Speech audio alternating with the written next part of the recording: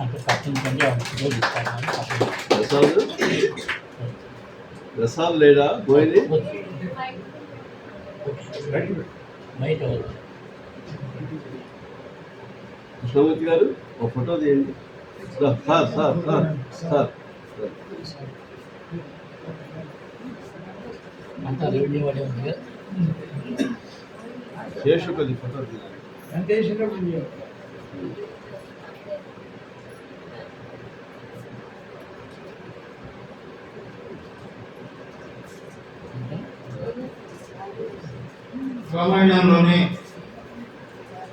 రామాయణాన్ని అదేవిధంగా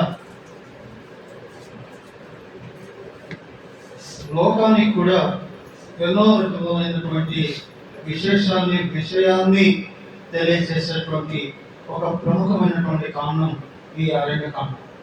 ఈ అరణ్యకాండంలో ఇప్పుడు ఈరోజు మొన్నటి రోజు కన్నా కూడా ఈరోజు వచ్చేటువంటి ప్రదేశాలు కానివ్వండి, లేకపోతే మిగిలినటువంటి సంఘటనలు కానివ్వండి, చాలా అద్భుతంగా ఉంటాయి.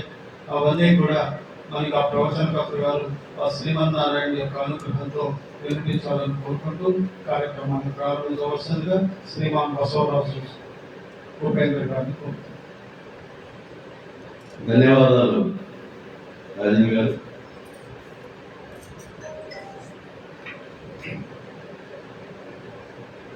నాటి కార్యక్రమానికి చేసినటువంటి అందరికీ కూడా ఎప్పటిలాగే స్వాగతం.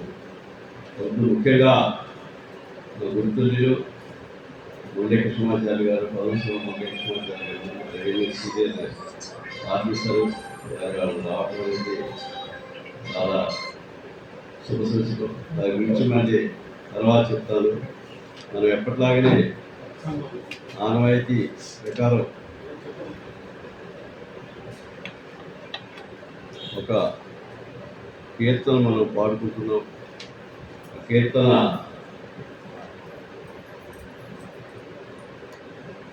ఆ కీర్తనతో మన కార్యక్రమాన్ని మొదలుపెట్టుకున్నాం.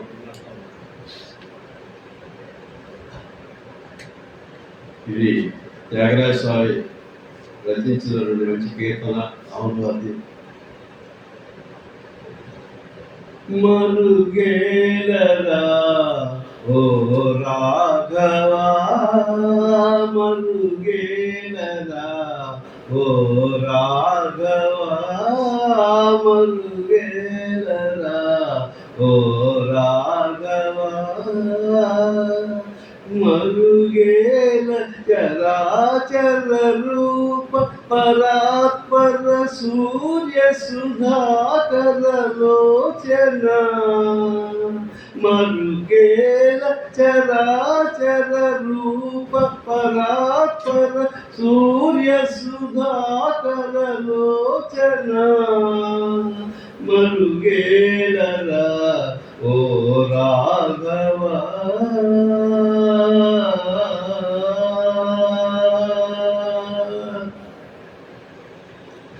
అన్ని నీవనుచు అంతరంగమునా తిన్నగా వెదకి తెలిసి కొంటినయా, అన్ని నీవనుచు అంతరంగమునా తిన్నగా వెదకి తెలిసి కొంటినయ్యా,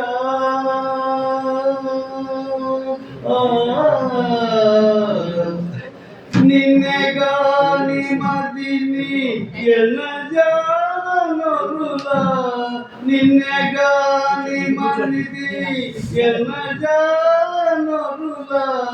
నన్ను ప్రోభుమయ్యా త్యాగరాజనుత, మరుగేలరా ఓ రాఘవా, మరుగేలరా ఓ రాఘవా. అదండి ఇవాళ మనం ఆ త్యాగరాజుతో పాడుతున్నాం. పోతే మన కార్యక్రమం యథావిధిగా ఇప్పుడే ఒక అత్యంత ఆత్మీయులు ఈశ్వరపల్లి హరిబాబు గారు చదవని వాళ్ళే దాదాపు ఖమ్మంలో మంచి పారిశ్రామికవేత్త. తర్వాత వారు చార్టర్డ్ అకౌంటెంట్, హైకోర్టు అడ్వకేటు. వారు మాకు దగ్గర బంధువులే గారు, అత్యంత ఆత్మీయులు. వారు మేము కలిసి బ్రాహ్మణ సంఘంలో వారి అధ్యక్షుడిగా, నేను జనరల్ సెక్రటరీగా, ముఖ్యమంత్రి గారు మేము కలిసి పనిచేసాము. రాత్రి ఒక వివాహంలో కలుసుకున్న వారు మేము ఆ వివాహంలో 12 అనుకున్నాం. ఇప్పుడు వారిని ఆహ్వానిస్తే వారు చాలా బిజీగా ఉంటారు. మనకి ఏ గురువారం అంటే వాళ్ళు రేపు గురువారం సాయంత్రం తప్పకుండా వస్తారన్నారు. సో వారికి మన పట్ట కుటుంబం తరఫున ఇవాళ వచ్చినటువంటి హరిబాబు గారి దంపతులకి, తర్వాత మా గురువు గారి వెంకటేశ్వర గారికి ఘనమైన స్వాగతం పలుకుతూ నేను ఇక రోజుల కార్యక్రమానికి మొదలు పెడతాను. శుక్లాంబరధరం విష్ణుం శశివర్ణం చతుర్భుజం ప్రసన్నవదనం ఛాయే సర్వవిఘ్నోపశాంతయే.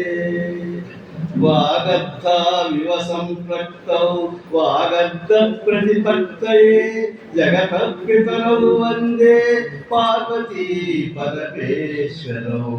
గురుర్బ్రహ్మా గురుర్విష్ణు గురుర్దేవో మహేశ్వర. గురు సాక్షాత్ పరం బ్రహ్మ తస్మై శ్రీ గురవే నమః. సదాశివ సమారంభం వ్యాస శంకర మధ్యమం అస్మదాచార్య పర్యంతం వందే గురు పరంపరాం.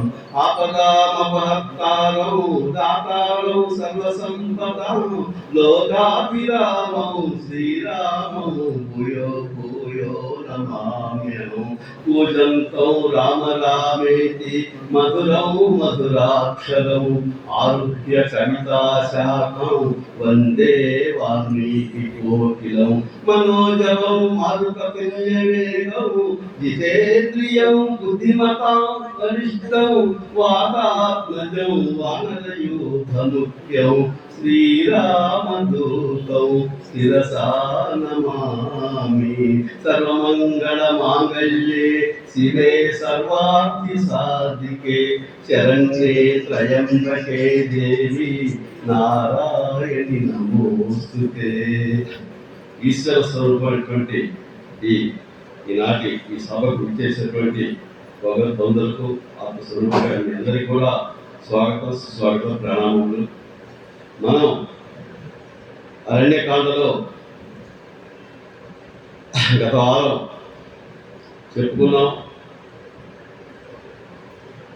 రాముల వారు సీతాదేవి లక్ష్మణుడితో కలిసి ఆయన అగస్త్య మహాముని దగ్గర నుంచి బయలుదేరి పంచవటికి వెళ్ళి అక్కడ వరకు చెప్పుకున్నాం.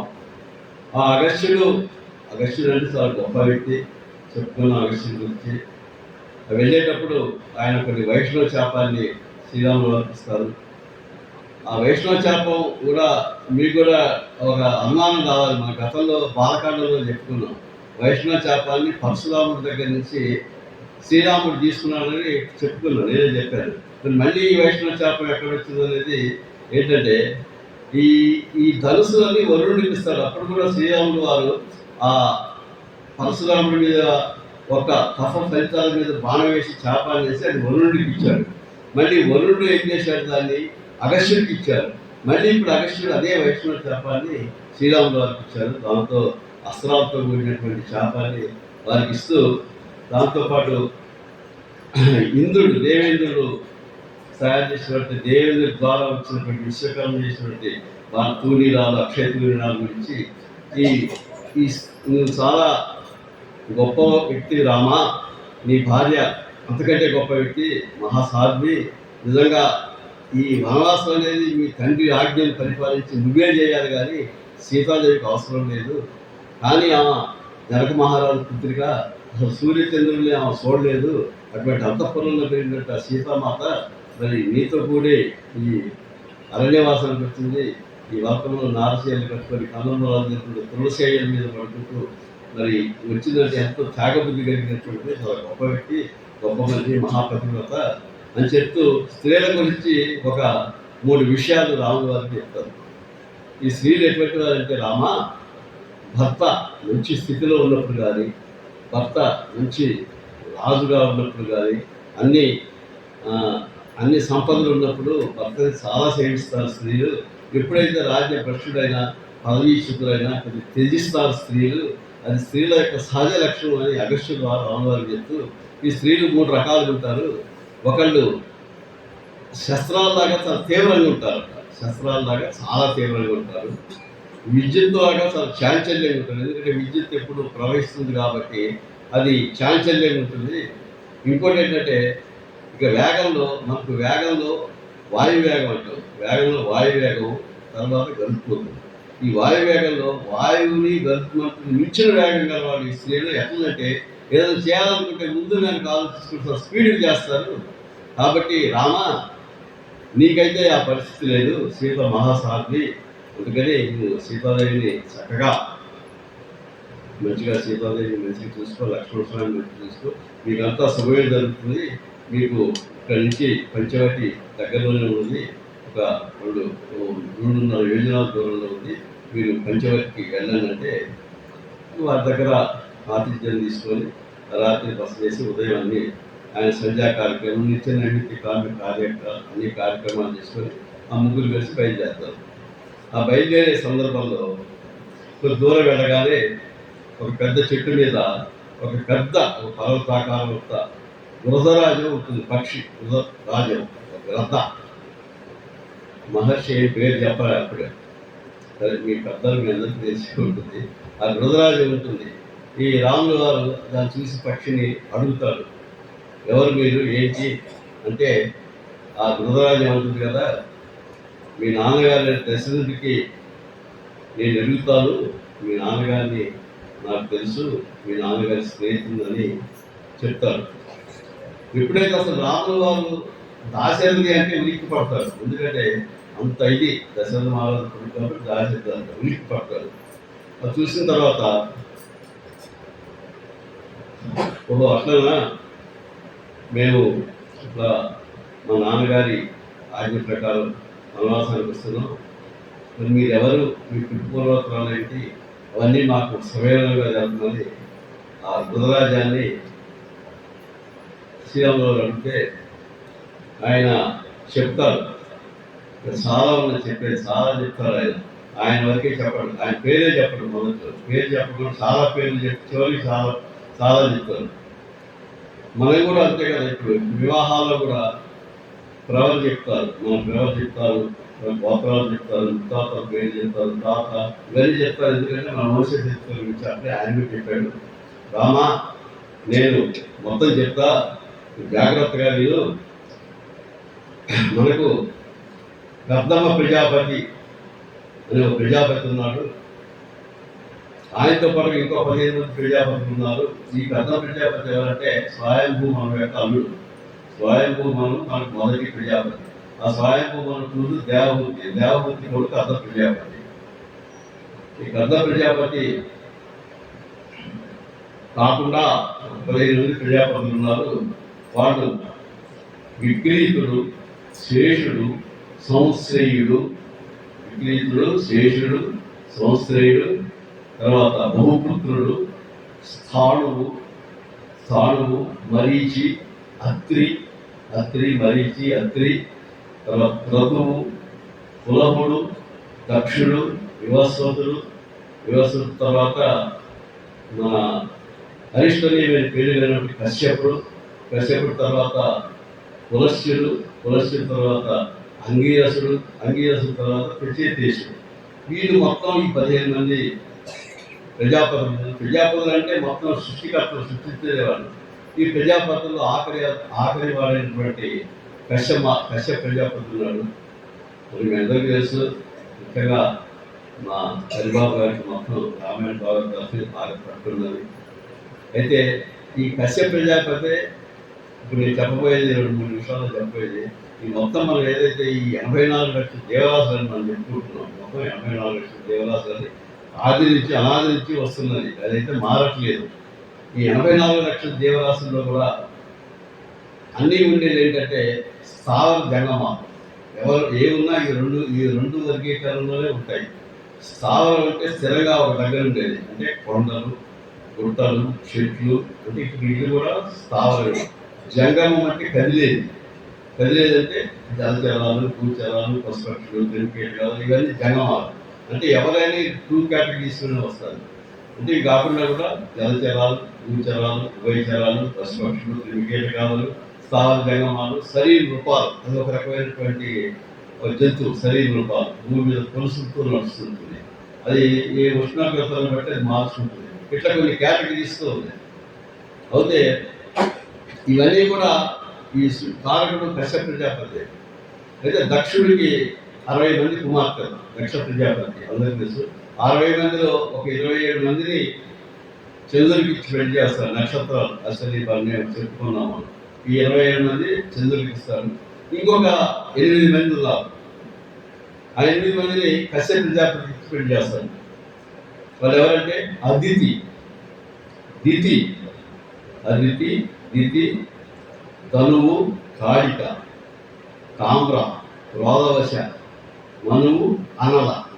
ఈ 8 మంది పెళ్లి చేసుకుంటారు. పెళ్లి చేసుకుంటే చాలా సంతోషపడతారు. మనం కూడా పెళ్లి చేసుకుంటే సంతోషపడతాం. ఎందుకు వాళ్ళు సంతోషంగా పడుతున్నారు. సగం భార్య వచ్చింది, అందమైన భార్య. ఒక భార్యకే చాలా సంతోషపడతారు. 8 మంది భార్యను ఇచ్చారు. అప్పుడు ఇలా ఉన్నారు. చాలా సంతోషపడి ఆ సంతోషంలో వాళ్ళకి ఏమన్నంటే, నేను ఇప్పుడు చాలా సంతుష్టున్నైనా మీకు ఒక వరం ఇస్తున్నా.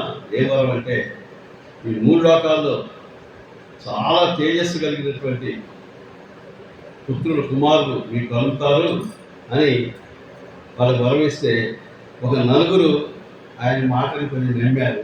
మిగతా 4 నమ్మలే. ఆ నమ్మింది ఎవరంటే అదితి, దితి, తనువు, కాళిక. ఈ 4 ఆయన చెప్పిన మాట మీద నమ్మకం ఉంచారు.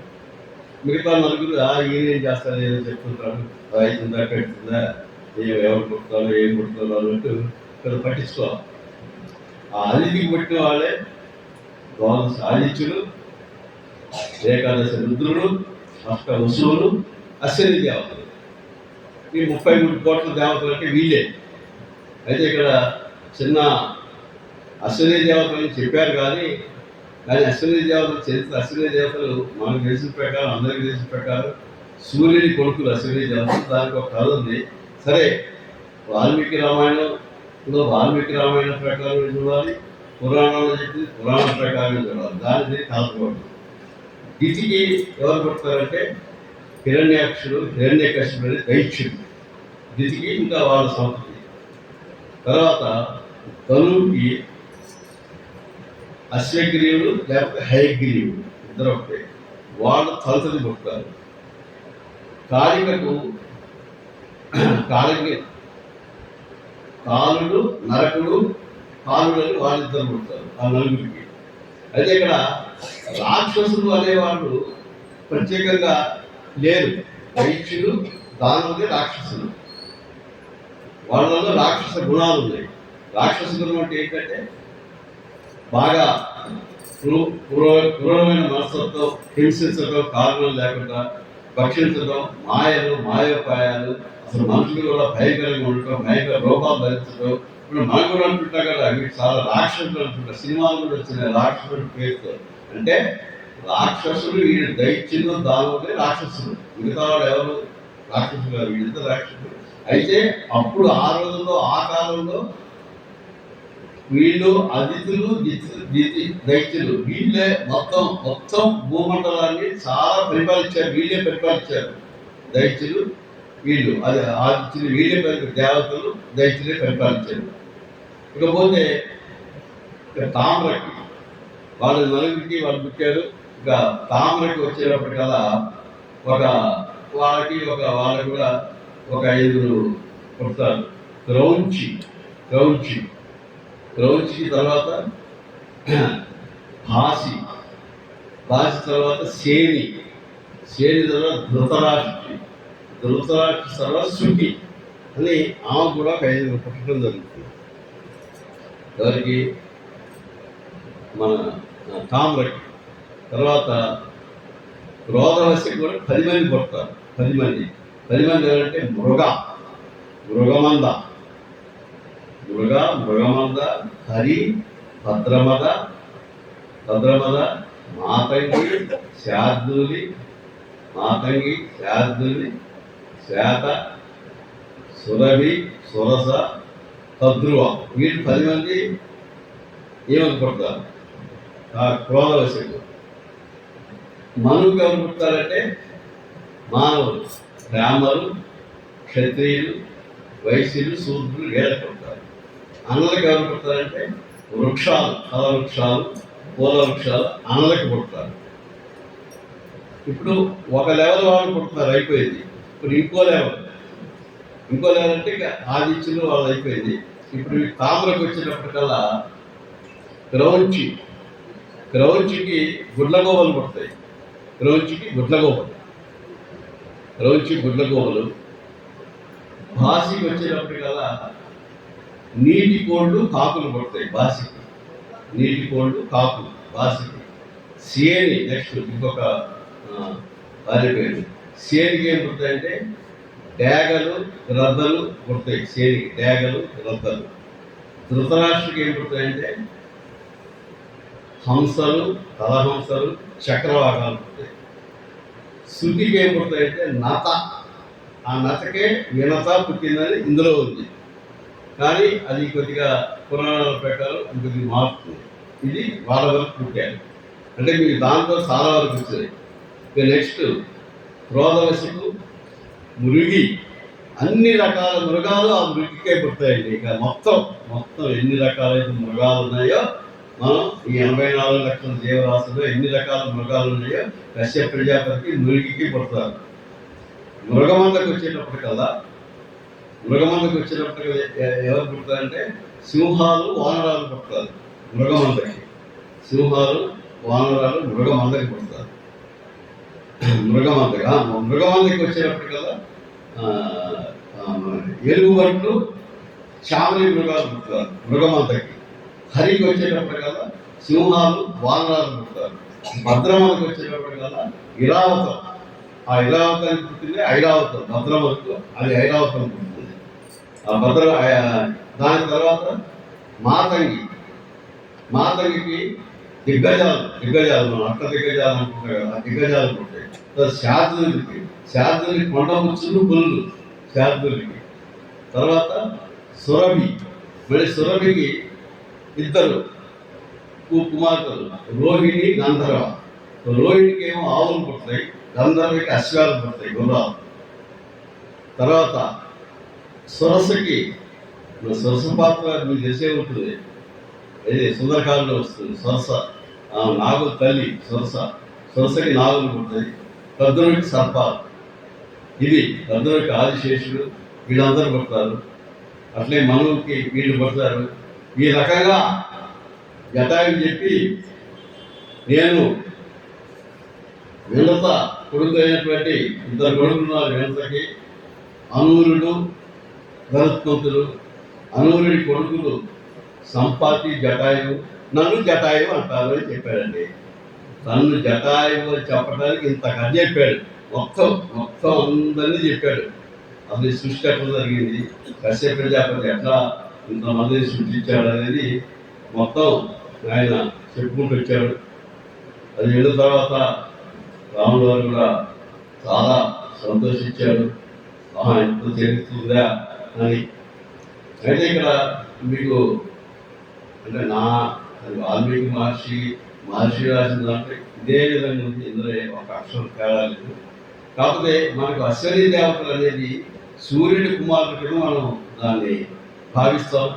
ఎందుకంటే వినతా, కద్రువులు కశ్యప ప్రజాపతి భార్యల కిందనే మనం భావిస్తాం. వాళ్ళకి ఈ సూర్యుడికి సంజ్ఞాదేవి, ఛాయ అని 2 కుమార్తెలు ఉంటారు. సంధ్య అంటే సంజ్ఞ అంటే ఏమంటారు, జాగిని ఉంటుంది. సంజ్ఞాదేవి అతని భార్య, కోష్ట ప్రజాపతి కూతురు సంజ్ఞాదేవి. అప్పుడు ఆమె చేసిన తర్వాత ఆమెకి యమధర్మరాజు, యమున వీళ్ళు పుడతారు. పుట్టిన తర్వాత ఆ సంజ్ఞాదేవి వేడిని భరించలేక సూర్యుడి తాపాన్ని, పురాణాల్లో ఉన్నటువంటి కళ, సూర్యుని భరించలేక తను తండ్రి దగ్గరికి పోతుంది. తనలాంటినే ఒక ఛాయను సృష్టించి, మొత్తం తనలాగానే ఉంటుంది. ఆ ఛాయను సృష్టించి తన తండ్రి దగ్గరికి పోతుంది. ఆ ఛాయ ద్వారా కూడా సూర్యుడు శనీశ్వరుని, శనిమాధవుని, సావర్ణిగా మనువును, తర్వాత తపతి ఒక ముగ్గురిని అంటాడు సూర్యుడి బిడ్డలే. వీళ్ళు వెళ్ళిపోయిన తర్వాత తల్లి దగ్గరికి పోతే అంటే నువ్వు చాలా తప్పు చేసావు, అసలు రాకూడదు, వేడికి అంటే చూడండి, మీరు మనం అర్థం చేసుకోవాలి. అంటే భర్త వాళ్ళ వేడిగా ఉందని, అది భర్త సరిగ్గా చూడట్లేదు, చల్లగా ఉంది, ఏసీ 18 మీద పెట్టి తగ్గి చల్లగా తక్కువ పుట్టింటికి పోకూడదు. భర్తను కన్విన్స్ చేయాలి, ఏసీ 25 మీద పెట్టడానికి కన్విన్స్ చేయాలి, ఆ భర్తతోనే ఉండాలి. ఇక తల్లి దగ్గరికి ప్రజాపతి దగ్గరికి పోతే లేదు నువ్వు తప్పు చేశావు కాబట్టి నువ్వు గుర్రాలు పోయి అడుగులు తిరిగన్నాడు. ఆమె వెంబడే ఒక గుర్రం అయిపోయింది. అయితే కొన్ని రోజులకి సూర్యుడికి తెలిసిపోయింది ఈ ఛాయ అనేది నా భార్య కాదు అని నిలదీస్తే చెప్పింది, నేను కాదు, సైన్యం యొక్క ప్రతిరూపాలు ఉంటాయి. అప్పుడు ఆ సూర్యుడు కూడా వెతుక్కుంటూ అడవుల్లోకి వెళ్తే ఈ సంధ్యాదేవి కనపడది. సంధ్యాదేవి కనిపి తను కూడా గుర్రంలాగా అయిపోయి వాళ్ళిద్దరికి పుట్టిన వాడే అశ్విని దేవత. ఇద్దరు గుర్రాలు రూపంలో ఉన్నారు కాబట్టి వాళ్ళకి పుట్టిన వాళ్ళు అశ్విని దేవతలు. పురాణ కథ అశ్విని దేవతలు సూర్యుడి కొడుకు కిందనే పేర్కొంటారు. కాకపోతే ఇందులో అయితే వాల్మీకి మహర్షి రాసినట్టు ఇది ఉన్నది, దాని కిందనే చూడాలి, దీని కిందనే చూడాలి. సో అట్లా మొత్తం అయిపోయిన తర్వాత ఇక రాముడు లక్ష్మణుడితో కలిపి జటాయం అంటాడు రాముడితో, రామ నేను కూడా మీతో వస్తాను, పంచవటికి వస్తాను, నేను కూడా మీతో ఇబ్బంది లేదు, అక్కడ అంతా నేను మీకు రక్షణగా ఉంటానంటే ఆ నలుగురు కలిసి దూరంలో ఉన్నటువంటి ఒక పంచవటి ప్రాంతానికి వెళ్తారు. ఆ పంచవటి ప్రాంతానికి వెళ్ళిన తర్వాత అక్కడ రాముడు లక్ష్మణుడు చెప్తారు, సౌమిత్రి చాలా తెలియగలవాడి, గొప్పవాడి, అందుదాన్ని ఇక్కడ ఏదైతే ఉందో మనం పర్ణశాల నిర్మించుకోవాలి. ఆ పర్ణశాల ఎక్కడ ఉండాలంటే చాలా అమ్ముగా ఉండాలి, మంచిగా సౌకర్యం ఉండాలి, రక్షణ కల్పించాలి, మనకు ఎండకి వానకి అన్నిటికీ తగ్గునేటట్టు ఉండాలి, ప్లస్ సమతలమైనటువంటి నేలలు ఉండాలి, అక్కడ మనకు నీళ్లు సమృద్ధిగా ఉండాలి, జలాలు ఉండాలి, మనం అన్ని మన కార్యక్రమాలు చేసుకోవడానికి అన్ని మనం నిర్మిస్తున్న మంచి స్థలాలు ఎత్తమంటే లక్ష్మణ స్వామి అంటారు, అన్నయ్య నువ్వే చెప్పు ఎక్కడ కట్టాలో అక్కడే నేను కడతా, నేను ఎతికి మళ్ళీ నీకు చెప్పడం నువ్వే చెప్పాలంటే సరే రాముడు వారే వెళ్ళి చూసి ఒక ప్రదేశాన్ని ఎంపిక చేస్తారు. ఆ ప్రదేశం చక్కగా సమతలంగా ఉంది, మంచిగా ఉంది. ఆ ప్రదేశంలో లక్ష్మణ స్వామి చెప్తాడు, ఈ జటాయు సహాయంతో నువ్వు మంచిగా ఒక పర్ణశాలను నిర్మిస్తామంటే ఇక వెంకటే రాముడు వారు వెదురు బొమ్మలు తలలో తెచ్చి గోతులు తీసి మట్టి తీసి ఎదురు పొగులతో పైన మొత్తం అన్ని ఆకులు, తాటాకులు, అన్ని పెద్ద పెద్ద ఆకులు, చెక్క కొమ్మలు, దంతలు ఇవన్నీ పెట్టి మంచిగా పర్ణశాల అద్భుతంగా నిర్మించారు. రక్షణ కలిపేటట్టు గట్టిగా, ఎవరి భయం లేకుండా, మృగాల భయం కానీ ఎవరికి భయం లేకుండా అంత స్ట్రాంగ్గా నిర్మించి మరి దాంట్లో అగ్ని కార్యాలు చేసుకోవడానికి కూడా సపరేట్గా ఒక అన్ని ఎక్కడికక్కడికి అంత పర్ణశాల నిర్మించి వాళ్ళ అమ్మాయితో చెప్పాడు, నేను పర్ణశాల నిర్మాణం అయిపోయింది, మనం వెళ్దామంటే రాములు వారు ఉన్నారు, ఆయన పర్ణశాల నిర్మించో బాగానే ఉంది, అది మనం వాస్తు పూజ చేసుకోవాలి, వాస్తు పూజ చేయకుండా మన పర్ణశాలలో వెళ్ళడానికి వీలైనది. ఆ వాస్తు కార్యక్రమం తర్వాత అగ్నితో కూడినటువంటి హోమాలు అవన్నీ ఎలా, ఎందుకంటే రాముల వారికి మొత్తం వచ్చు, ఆయనకి రాని వేదం చదువుకున్నవాడు, అన్ని వేదాలు తెలుసు, వేదాంగాలు తెలుసు, ఉపవేదాలు తెలుసు, అన్ని ఉపనిషత్తులు, అన్ని ధర్మాలు తెలిసిన వాడు ఆయన ధర్మమూర్తి మహాత్ముడు. ఆయన మొత్తం శాస్త్ర ప్రకారంగా ధర్మ ప్రకారంగా వాస్తు హోమాన్ని నిర్మించి అందరూ ఆ పర్ణశాలలో హాయిగా గడుపుతున్నారు, మంచిగానే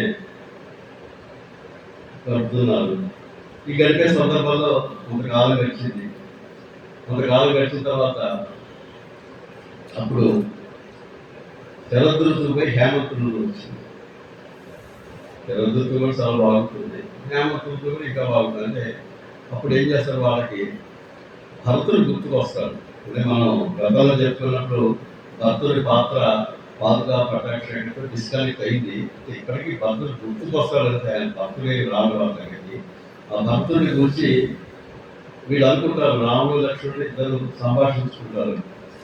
లక్ష్మణ, అక్కడ మన సోదరుడు భర్తుడు ఎట్లా ఉన్నాడో ఏంటో, భర్తుడు ఎంత అందగాడు, ఎంత తల్లుదారి, ఎంత సరళ స్వభావం గలవాడు, మృదు భాషి, చాలా సౌమ్యుడు, సన్న నడుము గలవాడు, చాలా సంస్కారవంతుడు, తర్వాత శత్రు సంహారకుడు, ఇన్ని లక్షణాలు కలిగిన వాడు రాజ్యాన్ని పరిపాలించకుండా నందిగ్రామంలో మనలాగానే ఆ నాచీలు కట్టుకొని నందమూలాలు తీసుకుంటూ నా పాదుకాన్ని పూజిస్తూ ఉన్నాడు. నిజంగా ఇంత గొప్పవాడు.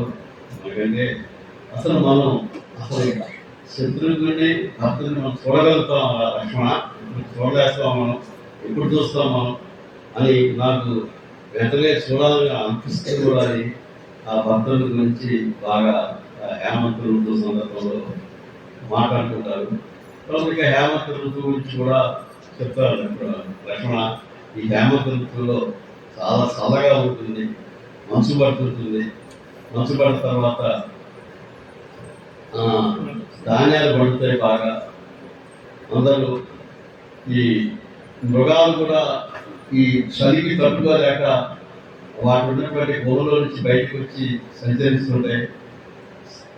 ఈ చాలా పగలు ఎండ వేడిని కూడా చాలా తక్కువ ఉంటుంది. ఈ హేమంత ఋతువులో చాలా తక్కువగా ఉంటుంది ఎండ వేడిని అని ఆ ఋతువుల గురించి ఋతు వర్ణన ఎక్కువ చేస్తూ దీంట్లో ఈ యొక్క పౌరులు కానీ జానపదులు కానీ చక్కగా వ్యవసాయ పంటలు పండిన తర్వాత ఆ పంటల్ని ఆగ్రేయణ అనేటువంటి ఒక హోమం చేస్తారు. ఏం హోమం అంటే ఆగ్రేయణ హోమం ఏంటంటే కొత్తగా పంట వచ్చినప్పుడు అగ్నికార్యం చేసి కొన్ని హోమాలు చేసి ఆ దేవతలకు వాటిని సమర్పించి అప్పుడు కానీ భోజనం చేస్తారు.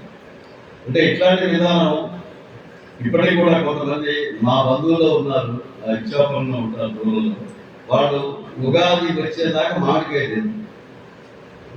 మనం ఉగాది పచ్చడికి అలా మామిడికాయ చేసుకుంటాం, షెడ్యూల్స్తో మామిడిది. వాళ్ళు దొరికినా కూడా తినరు వాళ్ళు. మళ్ళీ ఉగాది రోజు ఆ మామిడి పచ్చడి తిన్న తర్వాతనే వాళ్ళు మళ్ళీ మామిడికాయతో పప్పు, పచ్చడు, కారం ఏదైనా చేసుకుంటారు. అప్పటిదాకా ఆ సీజన్లో ఆ ఉగాది పర్వదినాలకు ముందు మామిడికాయ తినరు. అట్లే మనం కూడా అందరికీ తెలిసిందే, ఈ వరిధాన్యాలు పెట్టినప్పుడు ఆ దేవుడికి ఆ పర్వాలను పెట్టుకున్న తర్వాతే ఆ కొత్త బియ్యం కొనుక్కుంటాం కదా, కేజీ 1 కేజీ కొనుక్కొని ఆ పర్వాలను వండుకొని దేవుడికి పెట్టి ఒరిగంతులు కూడా మనం కడతాం. ధ్వజస్తంభానికి పెట్టాలి తినడానికి. ఆ పర్వాలను పెట్టిన తర్వాత ఆ పర్వాలను వండుకొని దేవుడి దగ్గరికి పోయి అక్కడ నిద్ర చేసి ఆ దేవుడిని సమర్పించుకొని పొంగళ్ళు అంటాం మనం. పొంగల్ అంటే తగ్గడం పొంగళ్ళు పెట్టుకొని మన ఇంట్లో కొత్త బియ్యంతో తింటాం. అది సహజం. ఇది ఆనాడే ఉంది, త్రేతాయుగంలో ఉంది. అది మనం కూడా ఆచరిస్తున్నాం. అది ఒక ధర్మంలో ఒక భాగం ఆచరిస్తున్నాం. మంచి కార్యక్రమం అది. మనం కూడా ఏదైనా కొత్త వస్తువు వచ్చిందంటే దానికి కొద్దిగా దేవుడికి దండం పెట్టుకొని, బట్టలు కొట్టినప్పుడు దేవుడికి దండం పెట్టుకొని, తల్లిదండ్రులకి పెద్దలకు పెట్టుకొని సమానం చేస్తాం. ఇది కూడా అంతే. అట్లా చేస్తూ ఉంటారు లక్ష్మణ భక్తులు. అంటే అప్పుడు లక్ష్మణుడు అంటాడు, అన్నయ్య ఈ కష్టాలకి, నీ కష్టాలకి, నా మనం పడే కష్టాలకి, భక్తులు పడే కష్టాలకి ఆ కైకమ్మ తల్లి కారణం దుష్టురాలని మళ్ళీ కైకం చేస్తాడు లక్ష్మణుడు. రాముడు అంటాడు, నా మీద వద్దు, ఒక తిట్టబోకు, ఎప్పుడు తల్లి దూషించకూడదు. అది ఏ కారణాలను జరిగింది అని ఎప్పుడు దూషించకూడదు.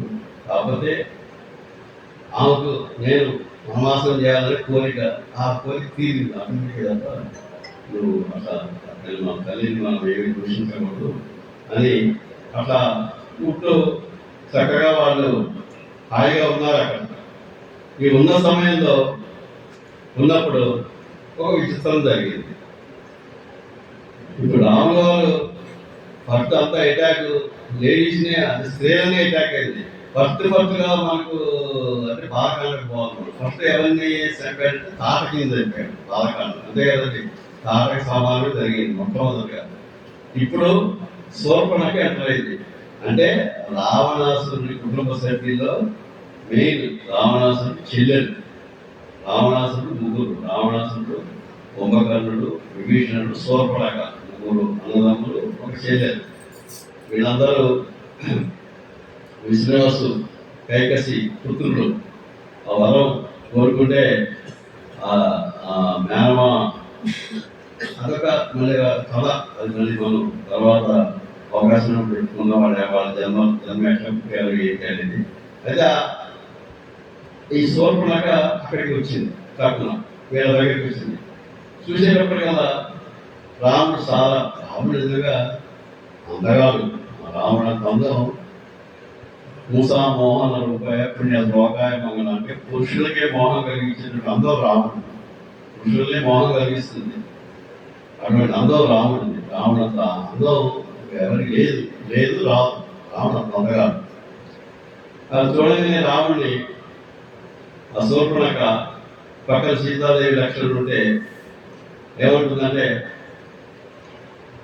మీరెవరో ఏంటో తెలవదు, అన్ని కట్టుకొని వచ్చారు, నారతీయులు ఇవన్నీ ఉన్నాయి మీ దగ్గర, ధనుసులు పట్టుకున్నారు, చాలా అందంగా ఉన్నావు, సీతని వదిలిపెట్టేస్తే సీతను తినేస్తా, నేను ఆ లక్ష్మణుని కూడా తినేస్తా, మన ఇద్దరం పెళ్లి చేసుకుందాం, హాయిగా నాకు అన్ని శక్తులు ఉన్నాయి, నేను కామలకు ఎక్కడికంటే అక్కడికి పోగలుగుతా, ఏదంటే చేయగలుగుతా, నేను కరుడు మనకి కరుడు అనేవాడు గతంలో కూడా పేరు వచ్చింది. కరుడు అని ఇప్పుడు వస్తుంది. ఈ కరుడు అనేవాడంటే రావణాసురుడు చెప్తుంది, రావణాసురుడు ఇట్లా చెల్లెలని మనం హాయిగా పెళ్లి చేసుకుందాం అంటే రాముడు అంటారు, అసలు నువ్వు ఎవరికి ఏమిటి, ఇక్కడ ఈ వనంలో ఈ దండకారణ్యంలో భయంకరమైనటువంటి అడవి ఎందుకు తిరుగుతున్నావు అంటే చెప్తుంది, ఈ దండకారణ్యంలో నేను రావణాసురుడు చెల్లెల్ని, కుంభకర్ణుడు, ఇంకొక తర్వాత విభీషణుడు, రావణాసురుడు, కుంభకర్ణుడు, మేమంతా ఒక తెగ విజయంతో విభీషణుడు ధార్మికుడు అని చెప్తుంది. ఆయన కొద్దిగా ధర్మానికి తెలిసిన వాడు అని చెప్పి, ఇప్పుడు మన ఇద్దరం పెళ్లి చేసుకుందాం రామా, పెళ్లి చేసుకుని విహరిద్దాం, నాకు అన్ని విద్యలొచ్చు, మంచి విద్యలొచ్చు, మనం విహరిద్దామని చెప్తే రాముడు అంటాడు, అంటే అప్పుడు కూడా ఇప్పుడు కూడా మనకు కొన్ని సరదాగా మాట్లాడుకున్నాక భాగాల్లో కూడా మాట్లాడుకున్నాడు. రాముడు అంటాడు, నువ్వు చాలా అందంగా ఉన్నావు శూర్పణఖ, చాలా అందంగా ఉన్నావు, నన్ను ఎందుకు పట్టుకొని ఎవరి పడతావు, నాకు భార్య ఉన్నది, ఆల్రెడీ నాకు భార్య ఉన్నది, నువ్వు నన్ను పట్టుకొని నువ్వు ఎక్కడ కుదరదు. ఇక్కడ పక్కనే మా తమ్ముడు లక్ష్మణుడు ఉన్నాడు, ఆయనకి భార్య ఉంది కానీ ఇప్పుడు అందుబాటులో లేదు, భార్య దూరంగా ఉంది, అందుకని నువ్వు ఆయన దగ్గరికి పోయి ఆయన పెళ్లి చేసుకో, ఆ లక్ష్మణుడి దగ్గరికి పో అంటాడు. వెంబడి ఆ లక్ష్మణుడి దగ్గరికి పోయి నేను నిన్ను పెళ్లి చేసుకుంటా లక్ష్మణ, నువ్వు ఆయన చెప్పాడు, మన ఇద్దరం హాయిగా వెళ్ళిపోదాం, పెళ్లి చేసుకుని అంటే లక్ష్మణుడు అంటాడు, నేనే రాముడికి దాసుడిని, రాముడికి దాసుడిని, నేను అన్నయ్య అయినప్పటికీ కూడా రాముడికి దాసుడిని. నువ్వు నన్ను పెళ్లి చేసుకుంటే నువ్వు దాసిగా ఉంటావు, నువ్వు దాసిగా ఎంతకాదు ఆయనకి నువ్వు పనిచేస్తావు దాసిగా, అట్లా కుదరదు, నువ్వు ఆమెకు సౌకర్యం ఉన్నట్టు కరెక్ట్, నువ్వు నీకు ఎంత నడువు నీకు ఆ చేతులు ఏముంది, ఇంత లావు కళ్ళు, ఇంత లావు ముక్కు, ఇంత లావు ఇది అని వ్యంగ్యంగా చెప్తాడు.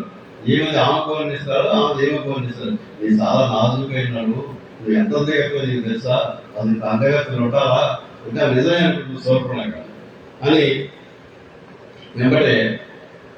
అందుకని ఆయన దగ్గరికి వెళ్ళు, నువ్వు సవతిగా ఉండు, హాయిగా మంచిగా అన్ని నువ్వు అనుభవించు, పోగాలంటే వెళ్ళి వెంబడే రాముడి దగ్గరికి వెళ్ళు. శూర్పణఖ రాముడి దగ్గరికి వెళ్ళిన తర్వాత రాముడితో అంటుంది, లేదు ఇక ఫైనల్ ఇది, నేను సీతని చంపేస్తా, సీతని లక్ష్మణ ఇప్పుడే తినేసి మీకు మంత్రం వెళ్ళిపోవాలంటే అని సీత మీదకి వస్తుంది. సీత మీదకి వస్తుంటే అప్పుడు రాముల వారు అంటారు, లక్ష్మణుడితో అంటారు, లక్ష్మణ పరిహాసాలు చేయకూడదు, పరిహాసం కూడా చేయకూడదు, ప్రమాదం, నువ్వు అర్జెంటుగా నిరోధించంటే లక్ష్మణుడు ఏం చేస్తాడు, ముక్కు చెవులు కోసేస్తాడు. శూర్పణఖ ముక్కు చెవులు లక్ష్మణుడు కోసేస్తాడు. ఆ బాధకు తట్టుకోలేక శూర్పణఖ ఇక పరుగులు పోయి తన ఇక జనస్థానానికి, అంటే అరణ్యంలో తన జనస్థానానికి వెళ్ళిపోయి ఆ కరుడు దగ్గరికి వెళ్ళిపోయి ఒకటే కదా దిగిపోయి కదా, ముక్కు చెవులు జరిగితే బాధ ఉంటుంది కదా, పోయి ఒకటే ఏడుస్తుంటుంది, ఏడుస్తుంది.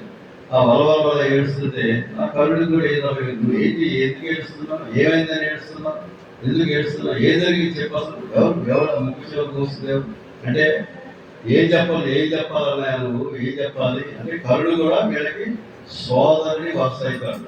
కరుడు ఏం చెప్పమంటారు? వాళ్ళిద్దరు వచ్చారు, రామలక్ష్మణులు. వాళ్ళు మామూలు లేరు, చాలా అత్యద్భుతంగా ఉన్నారు. ధనుర్విద్యలో కూడా చాలా మేడిగా ఉన్నారు, యోధులు వాళ్ళు. వాళ్ళని ఆ రాముడిని పెళ్లి చేసుకుందాం అనుకున్నాను. మళ్ళీ తర్వాత లక్ష్మణుని పెళ్లి చేసుకుందాం అనుకుంటే ఆమె కూడా కుదరలేదు. నా ముగ్గు చెవులు కోశారు. అదయా వాళ్ళ చంపాలి, వాళ్ళ రక్తాన్ని దాగాలి, నువ్వేం చేస్తావు ఇప్పుడు వాళ్ళ చంపమాట. కరుడు అంటాడు. కరుడు కూడా గొప్ప మంచి రాక్షసులు, అది యుద్ధంలో ఆస్తిన వాడు అంటాడు కదా. ఎవరమ్మా వాడు? నువ్వు చెప్పు. వాడు ఎవరికి చెప్పంటే వాడు దశరథ మహారాజు గారి కుమారుడు రామలక్ష్మణుడు, రాముడు భార్య సీత. కాబట్టి వాళ్ళు వనవాసానికి వచ్చారు తండ్రి ఆజ్ఞ మేరకు.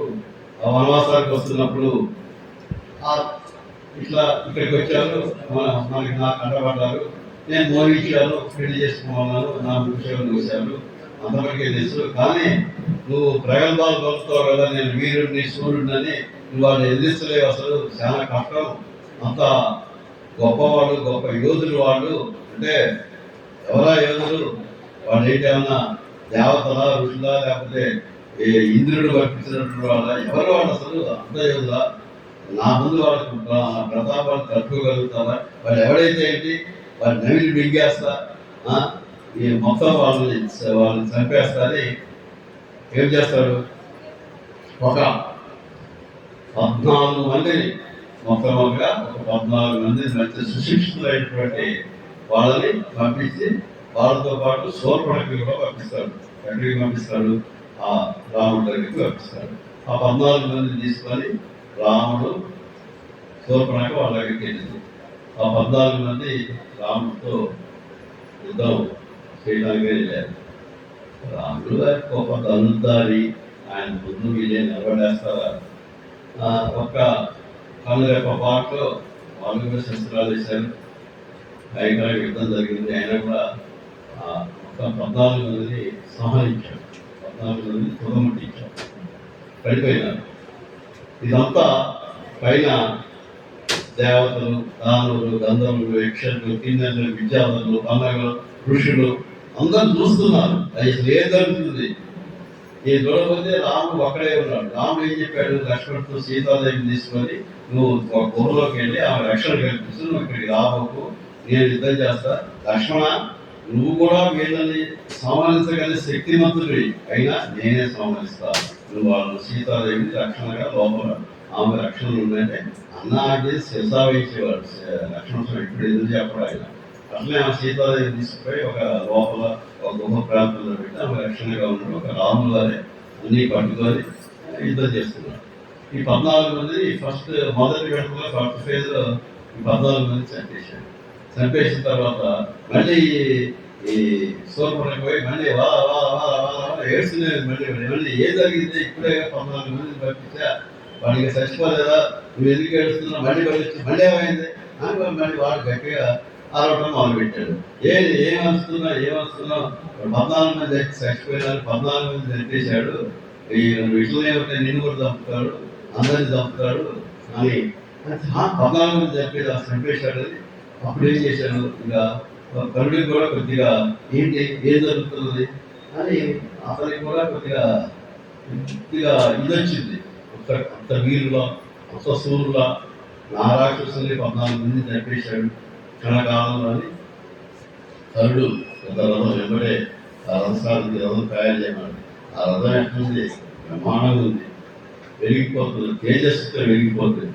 4 రథాలు కూర్చున్న రథాన్ని ఆ రథసారికి తయారు చేస్తే ఆ రథసారితో పాటు వీటికి ముఖ్య సేవాధిపతి దూషణుడు అనే అతను ముఖ్య సేవాధిపతి ఉన్నాడు. ఆ దూషణుడు అతను ఉన్నాడు.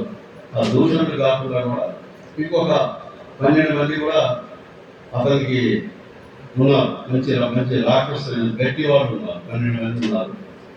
ఆ 12 మంది ఎవరంటే సేనిగామి అనేవాడు ఒకడున్నాడు. సేనిగామి అనేవాడు ఒకడున్నాడు. తర్వాత సేనిగామి, ఇంకా పేర్లు అనేగా సేనిగామి, తర్వాత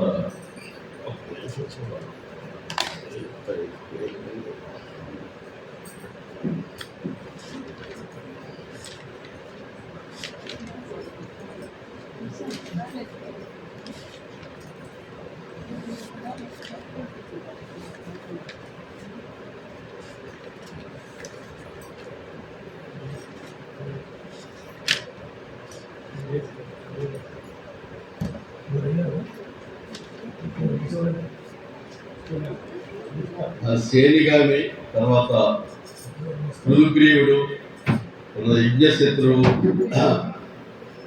విహంగముడు, దుర్జయుడు, కరవైలాక్షుడు, పరుషుడు, కాలకార్ముకుడు, మేఘమాలి, మహామాలి, సర్వాసుడు, రుధిరాసుడు అనేవాళ్ళు వాళ్ళ 12 మంది ఉన్నారు. వాళ్ళు కాకుండా కూడా మహాకాలుడు, స్థూలాక్షుడు, ప్రమాది, త్రిశిరుడు అని 4 సేనాధిపతులు కూడా ఉన్నారు. అయితే వీళ్ళతో పాటు కలిపి కరుడు కూడా బయలుదేరాడు. అసలు ఈ ముగ్గురు ఎవరంటే కరుడు, దూషణుడు, త్రిశిరుడు. త్రిశిరుడు అంటే 3 శిరస్సులు కలిగిన వాడు. ఈ ముగ్గురు రాముల వారు, శ్రీరాముడు ఎంతోమంది రాక్షసులు చంపారు. అందరూ కూడా శాపాలతో ఉన్నటువంటి శాపం కోసమే ఈ చేతిలో సావాలని కోరుకున్న వాళ్ళు. విరాధుడు కూడా అంతే, తుంగురుడు కదా, ఆయన తుంగురుడు గానగంధుడు, ఆయన కూడా శాపం కోసం చంపారు. అట్లనే ఈ ముగ్గురు కూడా కరుడు, దూషణుడు, త్రిశిరుడు యాజ్ఞవల్కుని కుమారుడు. యాజ్ఞవల్క మహర్షి కుమారుడు. వీళ్ళు ముగ్గురు శివుని శాపం వల్ల రాక్షసులుగా జన్మెత్తారు. అయితే శాప విమోచన ఎట్లా జరుగుతుందంటే వాళ్ళు చెప్పారు, వీళ్ళు శ్రీరాముడి చేతిలో మరణించి మీకు శాప విమోచన ఏంటంటే వాళ్ళు లోపల శ్రీరాముడి చేతిలో మరణించాలని శాప విమోచన ఉంటుంది కాబట్టి.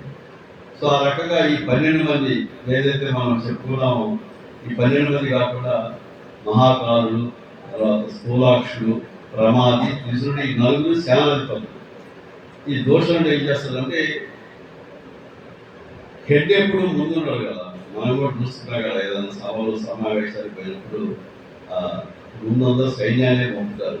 ఆఖరిలో రాజుగారు ఆయన వచ్చి పోరాడే అవసరం వస్తే పోరాడతారు, లేకపోతే ఉన్నత సేనాధిపతి సైనికులు వీలే అవసరం. అట్లే ముందు కొంతమంది 14 మందిని పంపించారు, 14 మంది అపోయినారు. తర్వాత దూషణుడు వచ్చాడు, కళ దూషణుడు అంటారు. ఆ దూషణుడు వచ్చినప్పుడు ఈ 12 మంది, ఇప్పుడు మన అనుకున్న పేరు 12 మంది కూడా వచ్చారు. 5,000 మందితో వచ్చాడు. 5,000 మంది, ముందు 14 మంది, తర్వాత 5,000 మందితో వచ్చి 5,000 మందితో వచ్చి బాణాలు వేయటం మొదలుపెట్టాడు. ఈ రాముల వారు 5,000 మందిని నిహతులు చేశాడు. దూషణుడు కూడా బాణాలు రాములు చేస్తారు. ఆ దూషణుడు కూడా బాణాలు వేస్తే నిహతులు చేసి ఆ దూషణుడు యొక్క 2 చేతులు నరికేస్తారు. బాణాలతో దూషణుడు 2 చేతులు నరికేస్తే మొత్తం పడిపోతాడు. దూషణుడు పడిపోయిన తర్వాత ముందుకు దూషణుడికి 4 బాణాలతో 4 గుర్రాలు కొడతాడు. 8 బాణాలతో రథసారథిని చంపేస్తారు. ఒక బాణంతో ధ్వజాన్ని కొట్టేస్తారు. తర్వాత దూషణుడిని చంపేస్తారు. దూషణుడు కూడా పడిపోతాడు. దూషణుడు పడిపోయిన తర్వాత ఆ 12 మంది కూడా అందరూ ఒక 5,000 మందితో వచ్చారు, అందరూ చనిపోతారు. చనిపోయిన తర్వాత ఎవరుంటారు? త్రిశిరుడు ఉంటాడు. అందరూ చనిపోతారు. అయిన తర్వాత ఈ ముగ్గురు మేము పోతామని వస్తారు. ఎవరు? మహాకాలుడు, స్థూలాక్షుడు, ప్రమాది. ఈ సేనాధిపతులు మేము యుద్ధం చేస్తామని. వాళ్ళ మహాకాలుడేమో పెద్ద మహాసభలు పట్టుకుంటాడు. ఈ స్థూలాక్షుడేమో ఒక అడ్డకట్టి ఇలాంటి ఒకటి పట్టుకుంటాడు. వీడు ప్రమాదేమో ఒక పట్టిస్తాం. ఇవన్నీ పట్టుకొని ముగ్గురు యుద్ధానికి పోతాడు. ఆ ముగ్గురిని కూడా రాములు వారు చంపేస్తాడు. చంపేసిన తర్వాత త్రిశిరుడు ఉంటాడు. ఇంకెవరెవరు మిగిలారు? 2 మిగిలారు. త్రిశిరుడు, కరుడు. మొత్తం చనిపోయినారు. అందరూ చనిపోయినారు. 14,000 మంది చనిపోయినారు. త్రిశిరుడు, కరుడు చనిపోయినాడు. ఈ త్రిశిరుడు యుద్ధానికి వస్తాడు. కృష్ణుడు ఏం చేస్తాడు, 3 బాణాలు రాముల వారి నుదుటి మీద వేస్తాడు. రాముల వారు అంటారు, అహో ఎంత గొప్ప బలవంతుడు, ఎంత గొప్ప బాణాలు వేసాడు, నాకు బోర్లాగా తీసుకుని అని. అప్పుడు వెంబడే రాముల వారు కృష్ణుడిని 3 శరాలతో 3 తలలు ఖండిస్తారు. 4 బాణాలు వేసి గుర్రాన్ని ఇచ్చేస్తారు, 3 బాణాలు వేసి రథసాలు చేస్తారు. కృష్ణుడు నేలకు వెళ్ళిపోతాడు. కృష్ణుడు నేలకు వెళ్ళగానే ఇక దాదాపు కరుడు ఒక్కడే ఉంటాడు. 14,000 మంది రాక్షసులు చచ్చిపోతారండి. 14,000 మంది రాక్షసులు చచ్చిపోతే దీనికి ఈ సందర్భంలో మన రామదాస్ గారు ఒక చక్కటి పద్యం రాస్తారు. మీ అందరికీ తెలిసే ఉంటుంది ఆ పద్యం. దీన్ని దృష్టిలో పెట్టుకొని ఆయన దాసరి కరుణాపయని సర్కల్లో మంచి పద్యం రాస్తాడు. ఖండన భీముడు ఆత్మజన బాంధవుడు ఉద్దల బాణ తోణ కోదండ కళా ప్రచండ విజతాండవ కీర్తికి రామమూర్తికి 2వ సాటి దైవంపిక లేడచ్చు గడకట్టి వేదిక దండ డడాండ దండ నిర్దండ దండముల నింద మత్త వేదండము నిక్కి చాటిన దాశరథి కరుణాపయోనిధి అని ఒక మంచి పద్యం ఆయన చదువుతాడు. ఎవరు? దాశరథి రామదాస్ గారు రాస్తారు. ఈ సందర్భాలు అంటే ఈ భుజాలు ఎప్పుడు బాణం తీస్తాడో ఎప్పుడు వేస్తాడో, భుజకీర్తికి రామమూర్తికి 2వ సాటి దైవంపిక లేడచ్చు ఈ మొత్తం వేస్తాడు అన్నమాట. మంచి పద్యం. దాశరథి అంటే ఉనికి పడతాడు. కరుణాపయోనిధి అంటే ఆయన రాసిన దాశరథి కరుణాపయోనిధి అంటే పయోనిధి అంటే సముద్రం. దాశరథి కరుణ ఎట్లా ఉంటుందంటే రాముల వారి కరుణ సముద్రం లోతు మనం ఎంత ఉంటుందో మనకు తెలవదు. అంత కరుణ ఉంటుంది ఆయన. దయామయుడు, అంత దయావృతుడు ఆయన. ఆయన కరుణని దయని మనకు కొలిచి చెప్పలేదు. సముద్రంలో లోతునట్టుంటే ఆ లోతుతో పోల్చాడు. మనకు కూడా చాలా బలం ఏదైనా గొప్ప వ్యక్తి చెప్తే మీ హృదయం సముద్రం, విశాలమైన హృదయం అంటారు. అట్లనే ఈ సముద్రం లోతు ఆ రకంగా కరుణుడు తప్ప అందరు చచ్చిపోయారు 14,000 మంది. ఈ 14,000 మంది కరుణుడి ఇవాళ ఇంతమందికి చెప్దాం అనుకున్నాను యాక్చువల్గా. ఎందుకంటే కరుణుడి మళ్ళీ వృత్తాంతం మళ్ళీ ఉంది. ఇప్పటికీ 27 సరగలు అయింది. మన 13 సరగలు చెప్పా, వాళ్ళది 14 సరగలు అయినాయి. కరుణుడితో మళ్ళీ నెక్స్ట్ మొదలు పెడదాం. అయితే ఈ యుద్ధం ఎంత టైంలో జరిగిందంటే 3 గడియలు లేక 1.5 ముహూర్త కాలం. ఒక గడి అంటే 24 నిమిషాలు, అంటే 3 24 72 నిమిషాలు. ఒక ముహూర్తం అంటే 45 నిమిషాలు. 1.5 ముహూర్తం అంటే 72 నిమిషాలు. మొత్తం 1:12 నిమిషాల్లో 14,000 మంది హతమార్చాడు. ఇది మహర్షి రాసిన దాని ప్రకారం, మనకున్న ఆ టైం దాని ప్రకారం 1:12 నిమిషాల్లో 14,000 మందిని హతమార్చాడు. ఇది మామూలు విషయం అయితే కాదు. 1:12 నిమిషాల్లో 14,000 మంది చంపడం. మహాభారతంలో భీష్ముడు యుద్ధం చేయకపోతే దుర్యోధనుడు ఏంటి సాధారణ యుద్ధం చేయట్లేదు, చంపట్లేదు, ఎట్లా ఏంటంటే లేదు రేపటి నుంచి చేస్తా 10,000 మంది చంపుతారు రోజుకున్నాడు. అంటే సూర్యోదయం నుంచి సూర్యాస్తమయం వరకు 10,000 మంది. అది ఎవరికి? మనుషులే. అప్పుడు రాక్షసులు లేరు. మహాభారతంలో మనకు తెలిసి రాక్షసుడు ఒకటి ఉన్నాడు, గర్భవీరుడు ఒకడు ఉన్నాడు. రాక్షసుడు నరకాసుడు కొడుకు భగదత్తుడు. వాళ్ళే దాదాపు రాక్షసులు. మిగతా మనుషులే. ఇక్కడ మొత్తం రాక్షసులే. రాముల వారు ఎదుర్కొన్న మొత్తం మామూలు రాక్షసులు కాదు. మాయోపాయాలు, కుట్రలు, కుతంత్రాలు, కామరూపులు, భయంకరమైనటువంటి శక్తి ఉన్న వాళ్ళు, ఆదిత్య ఉన్న వాళ్ళు, వాళ్ళతో యుద్ధం చేశాడు. అదే అక్కడ మనం గొప్పతనం అనమాట. సో ఆ రకంగా 1:12 నిమిషాల్లో 14,000 మంది హతమార్చాం. మొత్తం హతమార్చి అంతమటుకు అయింది.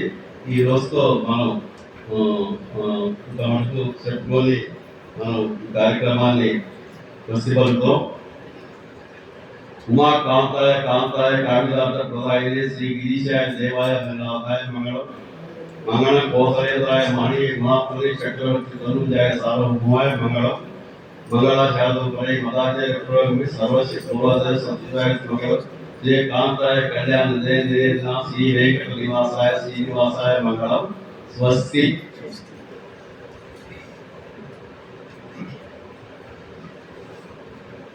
ఓకే.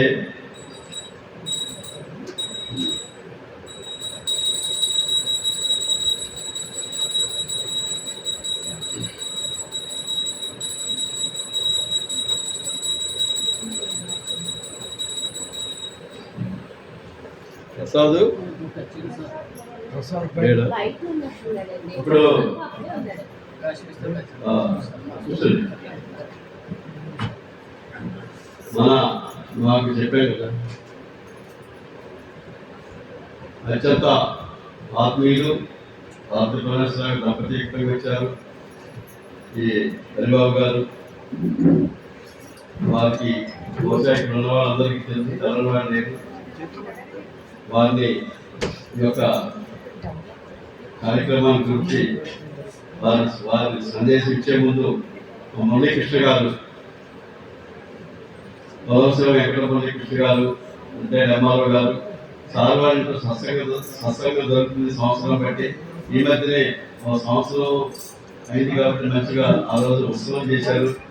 కాబట్టి ముందుగా హరిబాబు గారికి ముందు వారిని ఈ కార్యక్రమం గురించి, ఈ ప్రవచనం గురించి, వారు కూడా ఏ కార్యక్రమాలు చేస్తున్నారు కాబట్టి వారిని సందేశం ఇవ్వాల్సిందిగా కోరుతున్నాం. ప్రసాద్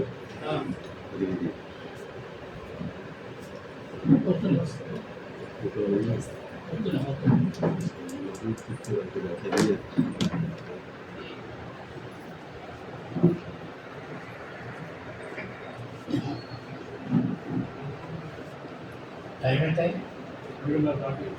నిమిషాలు మాట్లాడాలి. మాట్లాడు సార్. ఎన్ని నిమిషాలంటే ప్రవర్తనకర్త బసరాజు ఉపయోగాలు చెప్పాలంటే 5 నిమిషాలు సరిపోదు, ఒక గంట సేపు చేస్తే సరిపోతుంది. అంతసేపు ఉంటే మీరు నన్ను తిట్టుకుంటారు. ముఖ్యంగా ఆయన నేను వారు ఒకటే డిపార్ట్మెంట్లో పనిచేశాం. నా దగ్గర నాతో పాటు పనిచేశారు ఆయన. నా దగ్గర 20 సంవత్సరంలో. ఏదో తర్వాత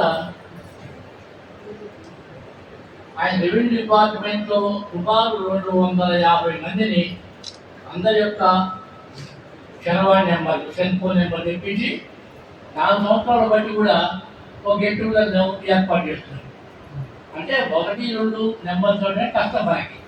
అట్లాంటి 2250 మందిని నెంబర్ తెచ్చుకొని వాళ్ళు చేయడంలో చాలా దోషం. అది ఆయన అదొక బిల్ అయితే ఈ పెన్షనర్స్ రిటైర్డ్ ఎంప్లాయీస్ అందరి యొక్క వారితోటి ఆ సంఘం యొక్క ఆర్గనైజింగ్ సెక్రటరీ, కార్యనిర్వాహక కార్యదర్శిగా ఆయన దాదాపు 2-3 సంవత్సరాలు పనిచేస్తున్నారు. అంత బీడీఆర్ చేస్తారు.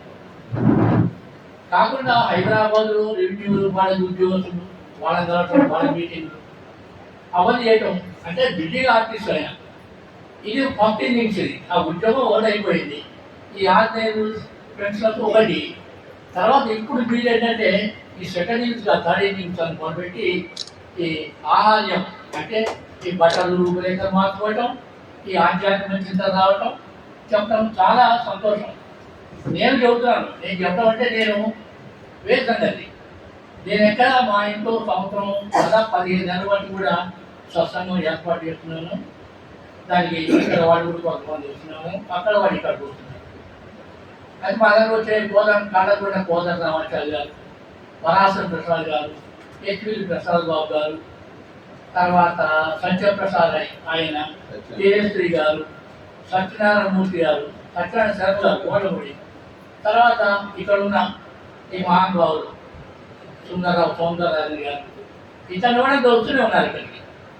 అంటే నేను చెప్పే లేదు, గుడ్డిగా ఆర్గనైజ్ చేయడమే. అది నేనే పండితుని కాదు, కవిని కాదు, కానీ వచ్చిన వాళ్ళు చేసినట్టే ఆర్గనైజింగ్ చేయడం తప్ప అయిపోలేదు. తప్పనిగా చెట్లం అంటే మనకు కుర్చీలు వేయడం, వాళ్ళు కొంచెం ప్రసాదం ఏర్పాటు చేయడం తప్ప నేను చేసేది ఏం లేదు. కానీ ఇక్కడ కర్త కర్మ క్రియ అన్నీ కూడా ఇక్కడ ఈయనే. ఆయన కుర్చీలు వేసుకోవడం, ఫోన్ పెట్టి ప్రసాదం తెప్పించడం బట్టి చెప్పడం. ముఖ్యంగా ఏంటంటే ఈ మెమరీ పవర్ ఎంత ఉందంటే, మరి డిపార్ట్మెంట్లో ఆ మెమరీ పవర్ నాకు పెద్ద గణించలేదు. కానీ ఇక్కడ మాత్రం ప్రజాపతులు వరుసగా పేరు కదా, అంత జ్ఞాపకం ఉంటుంది, ఉండదు. ఎప్పుడో ఒక దగ్గర కొద్దిగా కామా పడింది కానీ పుస్తకం ఉంటుంది తప్ప మిగతా మొత్తం చాలా పడిపోయారు. ఏమైనా అయినా అయితే కొద్దిగా నాకు అనిపించింది అంటే ఇంకా చెప్తారు కదా, కొంచెం ఇంగ్లీష్ మాటలు మధ్య మధ్య రాకుండా ఉంటే బాగుండేది. ఒకటి రెండోది ఏ కార్యక్రమం మొదలుపెట్టినా కూడా మనం అతను బాగుంటే ఏదైనా సరే కానీ ఓంకారంతో మొదలు పెడతారు. మొదలు 3 సార్లు ఓంకారం చేసిన తర్వాత మొదలు పెడితే ఆ నెగిటివ్ ఎనర్జీ పోతుంది, పాజిటివ్ ఎనర్జీ వస్తుంది. వాళ్ళు కూడా దానికి బాగుంటుంది ఉద్దేశం. చూసారు మీటింగ్లో కూడా చెబుతుంటారు సమావేశాలు, దాంట్లో మరి జై శ్రీరామ్ జై రామాని జై కృష్ణ అని ఏదో అనుకుంటారు కదా, అక్కడ 3 సార్లు అనుకుంటే నిద్రమత్తు పోతుంది. ఇక్కడ ఏంటంటే ఒక ఓంకారం చెప్పడం మంచిదని చెప్పబట్టి ఇంగ్లీష్ మాటల్ని సాధ్యమంతో కొద్ది మాట్లాడితే మనకి అలవాటు. అది మనకి ఈ 200 సంవత్సరాలు బట్టి నచ్చింది కాబట్టి అది ఒకటి అలవాటు అయిపోయింది. అదొక నేర్చుకుంటూ పోతుంది. మీరు చెప్పినట్టు పద్యం ఇక్కడ దానికి రామానికి పద్యం మరి చెప్పారు కానీ మరి రామాయణం పద్యాలు చాలా ఉన్నాయి. బాగుంది ఏదైనా సరే మొదలు పద్యం చెప్పి దాన్ని విడమర్చి చెప్తే అది బాగుంటుంది నా ఉద్దేశం. అది ఎందుకంటే నేను సంవత్సరం 15 నెలలు బట్టి నేను చూస్తున్నాను కాబట్టి పద్ధతి బట్టి ఏమైనా ఆయన యొక్క అద్భుతమైన ప్రదర్శన మెమరీ పవర్కి దోహాలు. మీ అందరూ కూడా దాన్ని క్షమించి ఎక్కువ సేపు మాట్లాడలేదు. ఏమైనా ఈ అవకాశం ఇచ్చారు మీ అందరూ కూడా కృతజ్ఞతలు. నమస్కారం. ధన్యవాదాలు సార్. చాలా మన ఆత్మీయ సమ్మేళనాల్లో మీరు మీ ప్రసంగాలు ఇచ్చారు. మరి దాని తర్వాత ఇక్కడ యువతలు రావడం అనేది చాలా అద్భుతంగా భావిస్తున్నాం. అట్లనే మనకు హరిబాబు గారు, ఈశ్వరపేట హరిబాబు గారు శ్రీ శ్రీ శ్రీ అంటే వారి అంటే శ్రీ అంటే మహాలక్ష్మి, శ్రీ అంటే మన పేరు ముందు కూడా ఏం చెప్తారంటే పెళ్లి కాగానే శ్రీ అని పెట్టుకోవాలంట. శ్రీ అంటే ఇక మనకి వివాహం గుర్తుగా శ్రీ అని పెట్టుకోవాలి, గౌరవం కోసం శ్రీ అని పెట్టుకోవాలి. శ్రీ శ్రీపతి అట్లే చక్కటి పేరు పెట్టుకున్నారు. 3 శ్రీలు పెట్టారు. శ్రీ శ్రీ శ్రీ దానికి ఏమి ఇబ్బంది ఏమి ఉండదు. అటువంటి శ్రీ శ్రీ హోటలు, తర్వాత ఉషాహరి అంటే వారి ధర్మపత్ని ఉషా గారు, వారి ఉషాహరి కన్వెన్షన్ అధినేత, అట్లే బోడా వాటి అధినేత, మంచి మా వ్యాపారవేత్త, మాకు బాగా అత్యంత ఆత్మీయులు, వారిని కూడా సందేశం వలసగా రిక్వెస్ట్ చేస్తున్నారు. ఇది ఒకసారి తప్పిన తర్వాత మాట్లాడుతున్నాను.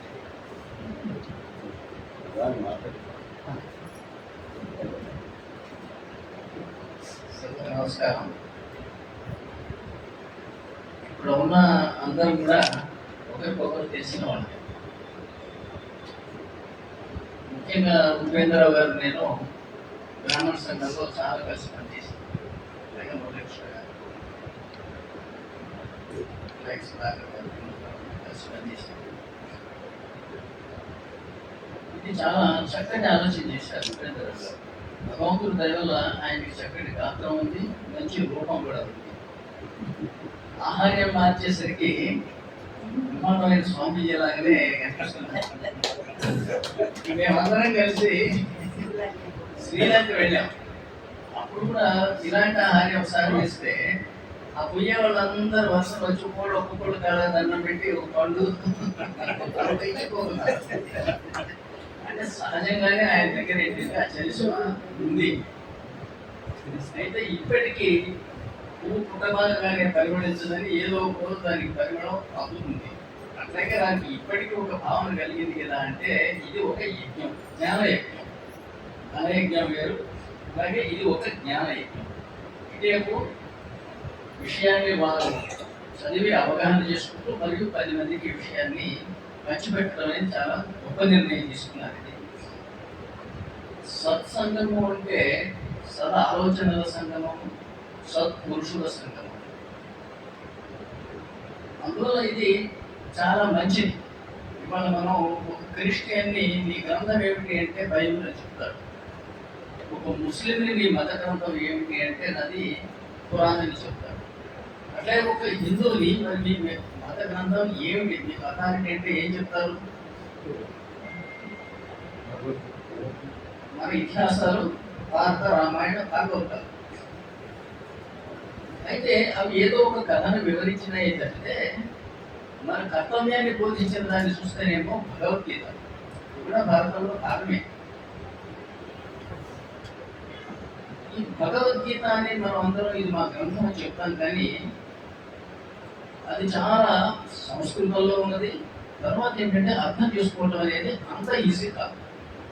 ఒకసారి ఆ భావన కనుక అర్థమైతే మాత్రం చాలా సులువు అనిపిస్తుంది. ఎక్కడెక్కడైతే భగవంతుడు నేను చెబుతున్నాను అని లేదా కృష్ణుడు చెప్తున్నాడు అన్నప్పుడల్లా, భగవంతుడు అన్నప్పుడల్లా ఈ విశ్వం చెప్తున్నది అన్న మాటలు మీరు కనుక నాకు సబ్స్టిట్యూట్ చేస్తే, భగవంతుడు అని వచ్చిన చోటల్లా కూడా ఈ విశ్వం చెబుతున్నది అని కనుక భావన వస్తే చాలా సులువుగా అర్థమవుతుంది. ఇప్పుడు భగవద్గీత ప్రారంభంలోనే ధర్మ అన్న మాటతోనే ప్రారంభం అవుతుంది. ధర్మక్షేత్రే కురుక్షేత్రే సమవేతాయుత్సవ మామక పాండవశ్చైవ కిమకుర్వత సంజయ అని అడుగుతాడు ధృతరాష్ట్రుడు సంజయుడిని. ధర్మక్షేత్రే కురుక్షేత్రే, ధర్మక్షేత్రమైన కురుక్షేత్రములలో మా వాళ్ళు అవతల వాళ్ళు పాండవులు కౌరవులు చేరి ఏం చేశారు చెప్పయ్యా అని. ఇక్కడ మనం గమనించవలసింది ఏంటంటే ధృతరాష్ట్రుడు కూడా ఇది ధర్మక్షేత్రము అని భావించాడు. తాను చేస్తున్నది ధర్మయుద్ధమే అని భావించాడు. అందువల్ల పూర్తిగా మనం వాళ్ళు అధర్మపు ఉద్దేశం కలిగి ఉన్నారని అనడానికి వీలు లేదు. కాకపోతే ఎవరిది ధర్మము అని చెప్పాలంటే మన ప్రసాదరాయ కులపతి గారు, మన ఉత్తారం పీఠాధిపతి గారు ఒక వ్యాసంలో రాస్తారు కదా, అంటే భారతముఖ ధర్మాధర్మ నిర్ణయ మహాసంక్లిష్ట భావ సంఘటితం. ధర్మాధర్మములు ఎవరి పక్షాన ఉన్నవి అనేది, ఇటు శ్రీకృష్ణుడు ఉన్నాడు, సాక్షాత్ భగవానుడు ఉన్నాడు కాబట్టి అవతల వాళ్ళు దుష్టులు అన్నాం అనుకోండి. ఇక పండితులు ఎవరికి తోచినంత వారు విపరీతంగా వర్ణించి వాళ్ళని దుష్టులుగా వర్ణిస్తూ ఉంటారు. ఆయన ధర్మం ఏమిటి అనుకునేది, రాజ్యాధికారం పెద్దవాడిగా నాది, నా తర్వాత నా పిల్లలకి రావాలి కదా అని ఆయన అనుకుంటాడు. పాండురాజుకి ఇచ్చాము, పాండురాజు చనిపోయిన తర్వాత మరి మళ్ళీ నాకే రావాలి, నా పిల్లలకి వస్తుంది కదా అని అనుకుంటాడు. ఇది ఏది ధర్మం అనేది నేను చెప్పాను కదా, మనం నిర్ణయం చేయగలిగినటువంటి అంత చిన్నది కాదు. అట్లాగే శ్రీరామచంద్రుల వారు కూడా ఆయన వనవాసం నుంచి తిరిగి వచ్చిన తర్వాత అప్పటి వరకు తమ్ముడే రాజ్యాధికారం చేశాడు. కానీ ఆ రాజ్యాధికారం ఎవరికి ఇచ్చాడు ఆయన? తమ్ములకు వదిలిపెట్టలా, కానీ కొడుకులకే ఇచ్చారు, లవకుశులకే. ఈ రెండింటి మధ్య ఏమిటి ధర్మం? కొడుకులకి ఇవ్వాలా, అప్పటిదాకా చేసిన తమ్ముడికి ఇవ్వాలా, తమ్ముడు కొడుకులకి ఇవ్వాలా అనేది ఇది చాలా గొప్ప ధర్మ సంక్లిష్ట భావ సంఘటితం. అదే రామాయణాన్ని గురించి చెప్తాడు కదా, అంటే రామాయణం ఒక నీతి విధి. ఇవాళ రామాయణాన్ని గురించి ఇంతగా చర్చించుకోవాల్సిన అవసరం ఏముందంటే, భాగవతాన్ని గురించి చెప్తారు కదా, అంటే మానవత్వం నుండి దైవత్వం నడిపించగలిగినటువంటి భక్తి మార్గ సముల్లేఖనం, మానవుడిని భక్తి మార్గంలోకి మళ్లించగలిగినటువంటి ఒక భక్తి మార్గ సముల్లేఖనం అంటాడు. అయితే దీని గురించి ముఖ్యంగా రామాయణాన్ని గురించి మనం చర్చించుకోవాల్సిన అవసరం ఏమిటి అంటే, ఈ రోజున ఇది మనకి ధర్మం. మీకు ఎట్లయితే భగవద్గీత ధర్మాన్న ప్రారంభం అవుతుందో, రాముడు కూడా సాక్షాత్తు విగ్రహవాన్ ధర్మ. ఈ ధర్మం ఏమిటి అంటే, అందరూ మనం రైళ్లలో పోతుంటే ధర్మం చేయండి బాబు అంటారు. అది కాదు ధర్మం అంటే. ధర్మం అంటే మన హిందూ శాస్త్రం ప్రకారంగా అంటే 3 ధర్మాలు. ఒకటి వర్ణ, ఆశ్రమ, వ్యక్తి. 3 ధర్మాలు ఉంటాయి. వర్ణ ధర్మాలు అంటే మనకు తెలుసు, బ్రాహ్మణ, క్షత్రియ, వైశ్య, శూద్రులు ఎవరి ధర్మాలు వారికి ఉన్నాయి. ఆశ్రమ ధర్మాలు అంటే శైశవ, బాల్య, యవన, కౌమార, వార్ధక్య, ఈ వయసును బట్టి వచ్చిన గృహస్థ ధర్మాలు ఉన్నాయి. ఇక మరి వ్యక్తి ధర్మాలు ఏంటంటే, తండ్రిగా నీ ధర్మం ఏమిటి, కొడుకుగా నీ ధర్మం ఏమిటి, ఒక పెద్ద సోదరుడిగా నీ ధర్మం ఏమిటి, లేదా తమ్ముడుగా నీ ధర్మం ఏమిటి, భార్యగా నీ ధర్మం ఏమిటి, ఒక సేవకుడుగా నీ ధర్మం ఏమిటి. ఇవి వ్యక్తి ధర్మాలు. వీటి గురించి మీరు ఆలోచించినట్లయితే మీకు రామాయణంలో వీటన్నిటికీ కూడా సమాధానాలు దొరికి తీరుతాయి. మీకు ఎక్కడ ప్రవర్తన విషయంలో ఎప్పుడు సందేహం జరిగినా కూడా మీరు రామాయణాన్ని గుర్తు తెచ్చుకుంటే, మీరు సేవకుడుగా ఉన్నారా, భర్తగా ఉన్నారా, కుమారుడుగా ఉన్నారా, పాలకుడుగా ఉన్నారా, మీ స్థాయిని మీరు గుర్తించుకుంటే మీ ధర్మం ఏమిటి అనేది మీకు రామాయణంలో ఒక సమాధానం దొరుకుతుంది. అందువల్ల మనం ఇతోధికంగా రామాయణాన్ని తెలుసుకోవాల్సిన అవసరం ఉంది. ఇటువంటి కార్యక్రమాన్ని మొదలుపెట్టినందుకు ఉపేంద్రరావు గారిని నేను బహుగా అభినందిస్తున్నాను. అదే వీటి మీద భగవద్గీత చర్చలు కూడా మనం చేసుకోవాల్సిన అవసరం ఉంది. భగవద్గీత అది ఒక కర్తవ్య బోధక గ్రంథం, అది తప్పితే మోక్షదాయక గ్రంథం కాదు. చనిపోయిన తర్వాత ఇప్పుడు మనం గీత పఠనం పెట్టడం మనం చూస్తున్నాం. కానీ శ్రీకృష్ణుడు అర్జునుడికి గీతాబోధ ఎప్పుడు చేశాడు? నన్ను చనిపోయాక చేశాడా? యుద్ధం ప్రారంభం కాకముందే చేశాడు. అప్పటికే చనిపోయారు. అప్పుడు కూడా చెప్పింది ఎందుకు అంటే, నీ ధర్మం నువ్వు చేయి, యుద్ధం చెయ్యి, యుద్ధం చేయండి అందరికీ చెప్పలేదు పదం.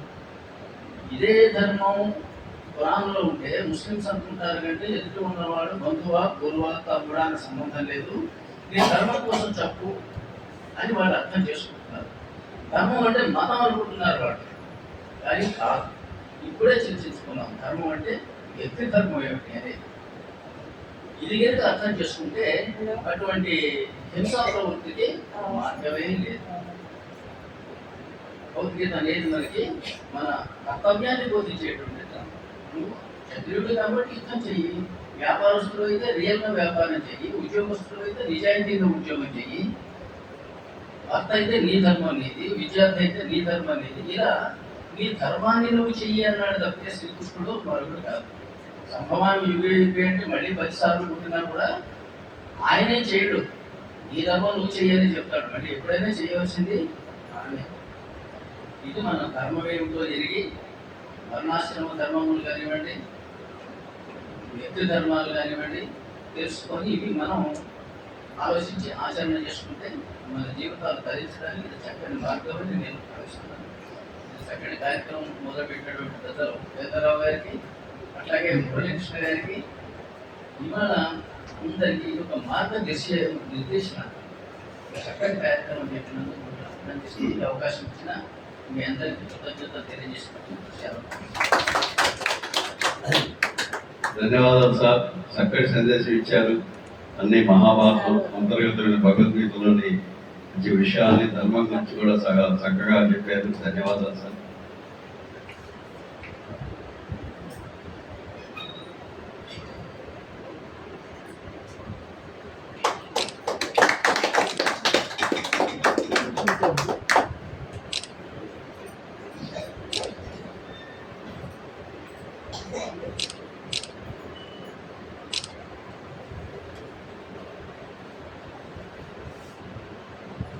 ఇప్పుడు రాజన్ గారు మన ప్రోగ్రామ్ని ముగింపు మాట్లాడుతూ తర్వాత ప్రసాద వితరణ ఉంటుందండి. తప్పకుండా ప్రసాదాలు స్వీకరించి దయచేసి వెళ్ళవలసిందిగా అందరి భక్తులకి మనం చేసే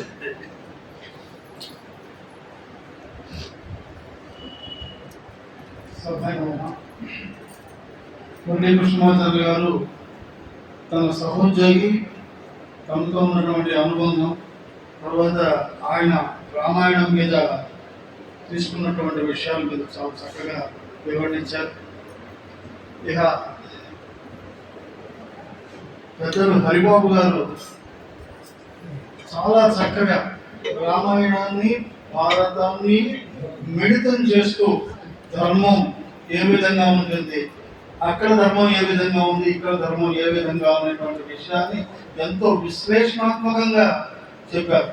నిజంగా ఈరోజు ఇది ఒక పండిత సభలాగా అనిపించింది అన్నమాట. ఆయన మాట్లాడుతుంది సహజంగా రామాయణం గురించి మాట్లాడుతున్నప్పుడు రామాయణం గురించే మనం మాట్లాడతాం.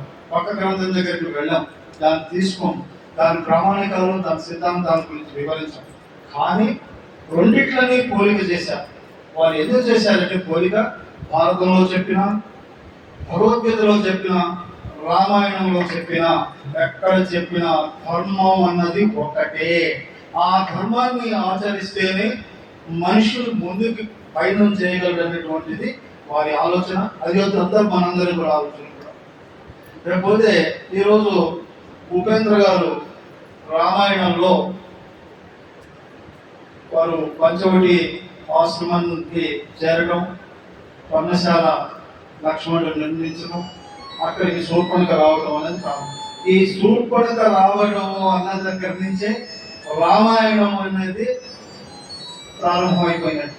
అందుకని మన ఇంట్లో కూడా ఇళ్ళలో కూడా ఒక సహజంగా ఉపయోగిస్తారు ఒక పదాన్ని, ఏంటంటే ఒక శూర్పణఖలాగా పెట్టేసావు కదా అని. అంటే ఆజ్యం పోసిందనమాట. శూర్పణఖ ప్రవేశంతోనే రామాయణంలో అగ్ని ప్రజ్వలుతుందన్నమాట. కాబట్టి ఇక ముందు ముందు కూడా చాలా వినసొంపైనటువంటి ఘట్టాలు, చాలా కష్టతరమైనటువంటి ఘట్టాలు, మన మనసుని బాధ కలిగించేటటువంటి ఘట్టాలు కూడా ముందు ముందు వస్తాయి. ప్రవచనకర్తగా చాలా కష్టపడుతున్నాం పుస్తకం చూడకూడగా. పేర్లని మరి ఆయన ఏ విధంగా వల్ల వేస్తున్నారో తెలియదు. ఎప్పుడు ప్రయాణంలోనే ఉన్నానంటారు. అటు వెళ్ళాను ఇటు వెళ్ళాను, పొద్దున్నే వచ్చాను, 9ంటికి వచ్చాను, 10ంటికి వచ్చాను అంటారు. మరి ఎలా గుర్తుంచుకుంటున్నారు ఏంటో. అందుకనే వారి సహోద్యోగి మొదటి కృష్ణాచార్య గారు చెప్పారు, ఆ రోజుల్లో గుర్తులేదు కానీ ఈ రోజుల్లో బాగా గుర్తున్నాయి. నిజం కూడా సార్. 60 సంవత్సరాలు దాటిన తర్వాత జ్ఞాపక శక్తి పెరిగిపోతున్నారు సార్. 60 సంవత్సరాల ముందట జ్ఞాపక శక్తి తక్కువగా ఉంటుందండి. ఎందుకంటే బాధ్యతల బరువును మోసి మోసి ఉండటం వల్ల మన మెదడు మొద్దుబారిపోయి ఆ యొక్క గుర్తు ఏమి ఉంచుకోలేము అన్నమాట. 60 సంవత్సరాలు నిలగాలి ఏంటంటే ఆ బాధ్యతల యొక్క బరువుని దించేస్తాం కాబట్టి మన యొక్క మైండ్ ఫ్రీగా అయిపోయి అక్కడ ప్రతి విషయాన్ని కూడా గుర్తుంచుకుంటాను. అందుకని కొడుకులు, కోడళ్ళు, అల్లుళ్ళు, మనవలు, మనవరాళ్ళు అంటారు, అబ్బాయి ముసలాన్ని వదిలిపెట్టకుండా అన్నీ చెప్తున్నాడే మనకి అని. ఎందుకంటే ప్రతి విషయం కూడా మనకి అక్కడికి గుర్తుకొస్తుంది. అలానే ఉపేంద్ర గారు ఇప్పుడు రీఫీల్ అయ్యారనమాట. తర్వాత మొన్న కూడా ప్రవచనకర్త గారు ఉపేంద్ర గారికి ఒక సూచన చేశారు. మరి వాళ్ళ తప్పులు దొరకకుండా ఉంటాయని నేను అనుకున్నాను, కానీ మరి పొరపాటున గబగబా ఇంగ్లీష్ పదాలు వచ్చాయి. ముందు ముందు ఆ ఇంగ్లీష్ పదాలని పరభాషని పక్కన పెట్టి తెలుగు భాష మీదనే పూర్తి స్థాయిలో తన మనసుని కేంద్రీకృతం చేసి చెబితే ఇలాంటి సద్విమర్శలకి ఇక ముందు తావు ఉండకుండా ఉంటుందని చెప్పి ఆశిస్తూ ఈ యొక్క చిన్న విషయాన్ని వారు మధ్యలో ఉంచుకోవాలని చెప్పి కోరుకుంటున్నాను. అదేవిధంగా సార్, ఇక్కడ మీరు కొత్తగా వచ్చారు కాబట్టి నేను చెప్తున్నాను, వారు చెప్పినటువంటి ప్రవచనానికి ప్రతిరోజు మరునాడు నేను దాని మీద రివ్యూ రాస్తాను సార్. ఒక్కటి కూడా వదిలిపెట్టకుండా ప్రతి పదాంతో కలిపి నేను రివ్యూ రాస్తుంటాను.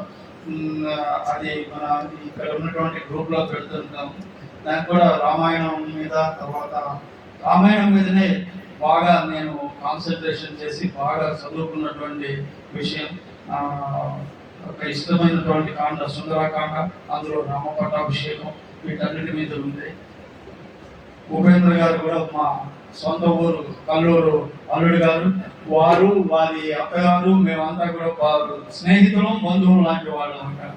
కాబట్టి ఈ సదవకాశాన్ని నాకు ఈ సభకి ఆ రామచంద్రమూర్తి కలగజేశాడని చెప్పి భావిస్తూ, అదిగాక ఏదో ముగ్గురు నలుగురికి ఏదో బ్యాంకు ఉద్యోగం చేసుకుంటూ, చిన్న ఉద్యోగం చేసుకుంటూ ముగ్గురు నలుగురికి పరిచయం అయినటువంటి నేను ఈ యొక్క సత్సంగంలో రావడంతో ఎంతమంది భగవద్బంధువులు కలవడం, అదేవిధంగా మురళీ కృష్ణమాచారి గారు కూడా వారింటికి నన్ను 1 రోజు 2 రోజులు రా అని చెప్పి పెడితే అక్కడ కొంతమంది భగవద్బంధువులు కలవడం నిజంగా చాలా ఆనందదాయకంగా ఉంది. ఇదంతా కూడా ఆ మహావిష్ణువు కలుగజేసినటువంటి కృపగా నేను భావిస్తూ, ఈరోజు మనం ఈ కార్యక్రమాన్ని ముగించే ముందు ప్రసాద వితరణ జరుగుతుంది.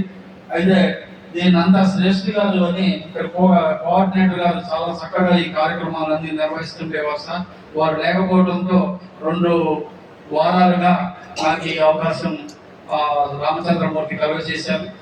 అదేవిధంగా ఇంకా కూడా ఎవరన్నా ఈ ప్రవచనం మీద మాట్లాడాలనుకున్న వాళ్ళు వచ్చి ఒక 2 నిమిషాల్లో మీ యొక్క అభిప్రాయాన్ని చెప్పండి సార్. తప్పులేదు సార్, ఒకవేళ మనకి నచ్చని విషయం ఏదైనా చెబితేనే మనకి ఆయనకి భగవత్ బంధువులు. ఎంతసేపు మంచి మంచి మంచి ఎప్పుడు మంచి చాటుగా చెప్పండి, తేడా ఉన్నది ఎదురుగా చెప్పండి అంటే అన్నమాట. ఎదురుగా చెప్తే ఆయన సరి చేసుకోవడానికి కూడా వీలుంటుంది. కాబట్టి దానికి ఎవరు కూడా ఏమీ అనుకోక్కర్లేదు. మీ మనసులోని మాట, మీరు ఏం చెప్పాలనుకున్నారో అవన్నీ కూడా చక్కగా చెప్పండి, ఏం బాధ లేదు. 2 నిమిషాలు ఎవరైనా మాట్లాడాలంటే మాట్లాడితే, తర్వాత ఆఖరిగా మా కల్లూరు వాస్తవులు దేవాదాయ ధర్మాదాయ శాఖలో పనిచేసి రిటైర్ అయినటువంటి చాలీ గారు ఒక చక్కటి గీతాన్ని వినిపిస్తానన్నారు. ఆ గీతంతో మన కార్యక్రమం ముగిస్తుంది.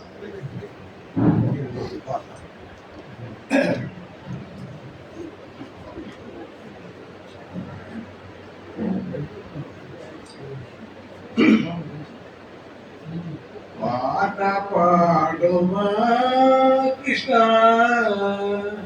పలుకు నెలుకునకున మాటలాడు మాముగుంద మనసు తీరగా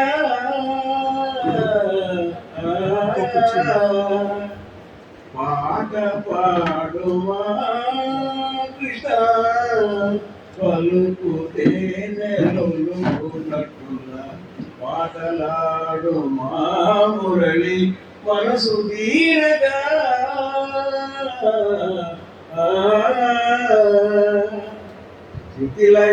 శృతిలయాదులన్నీ చేర్చి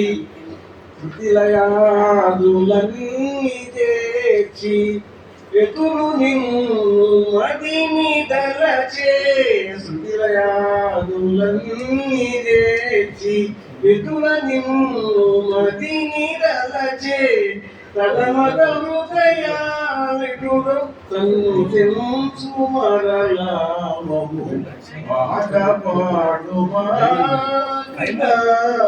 పలుకుతే నెలొలుకున్నట్టుల మాటలాడు మాముకుంద మనసు తీరగా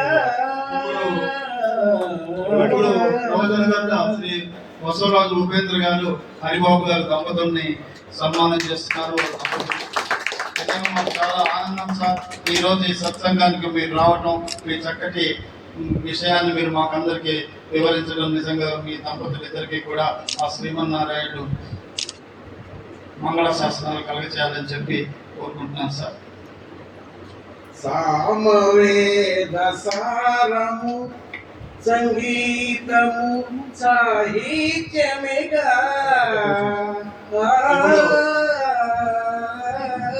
సద్యోగులు వారి గురువు గారైనటువంటి మురళీ కృష్ణమాచార్య గారిని కూడా శ్రీ బసవరాజు ఉపేంద్ర గారు సన్మానం చేస్తున్నారు.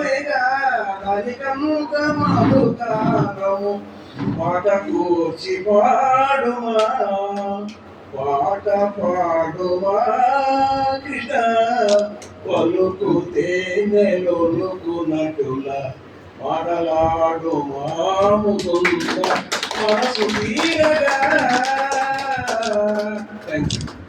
చాలా సంతోషం సార్. మురళీ కృష్ణమాచార్య గారు కూడా ఈ రోజు ఈ కార్యక్రమానికి రావడం, మనందరితో కలిసి ఈ సమావేశంలో పాల్గొనడం చాలా ఆనందదాయకమైనటువంటి విషయం. వారు కూడా వారి ఇంటి దగ్గర సత్సంగంలో చాలా చక్కటి విషయాలను అక్కడ భాగవతం మీద ప్రవచనాలు జరుగుతున్నాయి సార్. సభ్యులందరూ కూడా అక్కడికి ఇంకా రాని వాళ్ళు ఎవరైనా ఉంటే కూడా తప్పకుండా శనివారం నాడు సాయంత్రం 6 గంటలకు వెళ్ళి అక్కడ ప్రవచనాలు కూడా వింటే మనందరికీ కూడా స్వామి వారి యొక్క కృపా కటాక్షాలు లభిస్తాయని చెప్పి తెలియజేస్తుంది.